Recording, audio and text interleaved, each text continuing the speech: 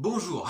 Donc du coup dans cette mini vidéo on va tout simplement voir en fait l'évolution de la grippe, enfin de la propagation du virus quoi du coup, et comment ça évolue au fil des semaines au sein d'une population, en l'occurrence là c'est 100 000 habitants. Donc d'après les infos que j'ai là, donc en gros la grippe elle a une contagion si on met ça sur une fonction et en désignant que t, donc en l'occurrence c'est x, que ce soit le temps en semaine. Donc là du coup on a f de t qui est égal à moins 1 sur 6 fois t au cube plus 5,5 fois t au carré plus 28t.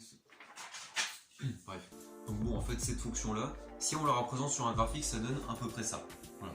Du coup, dans ce cas-ci, étant donné qu'on commence par un point de départ, donc avec le temps 0, en fait, du coup, on peut retirer toute la partie où t est inférieur à 0, quoi, tout simplement. Parce qu'on peut pas avoir des patients négatifs, enfin, je veux dire, ça n'a pas trop de sens. Bon, bref. Là, du coup, je parle de retirer la partie avant, mais aussi après, quoi. Parce que là, du coup, après, sur la courbe, on peut retirer toute la partie qui est en dessous de l'axe des abscisses, quoi. Cette partie de la courbe-là, on peut aussi la retirer. Parce qu'en termes de patients, ça peut que être positif, ça peut pas être négatif, quoi. Donc du coup en termes de contagion, on a une courbe qui ressemble à ça au fur et à mesure des semaines et du nombre de gens contaminés quoi finalement. Donc là du coup ici ça indique le temps et donc au fur et à mesure des semaines. Et ici ça représente tout simplement le nombre de personnes infectées par la grippe. Donc là du coup on va tracer une tangente sur la courbe. En fait ce qu'on voit au début, donc le virus en fait il a une contagion de 28 quoi. C'est-à-dire que là en gros en une semaine il a infecté 28 personnes, quoi, tout simplement. En tout cas, c'est sur la tangente, parce que c'est pas tout à fait le cas, du coup, après, je vais me mettre dans ce sens-là plutôt. En fait, la tangente, elle augmente de plus en plus jusqu'à la 5e semaine, du coup. Et du coup, la 5e semaine, ça va atteindre une contagion de 40,5 patients. Enfin, du coup, en moyenne, parce que pas de 0,5 patients techniquement parce que c'est vraiment que l'on les coupe. Bon bref. Et ensuite au-delà de 5 semaines, après ça augmente de moins en moins. Ça augmente petit à petit de moins en moins jusqu'à arriver à la 14e semaine. Où là la 14e semaine du coup c'est 0 quoi, tout simplement. Et au-delà de 14 semaines après ça diminue de plus en plus quoi.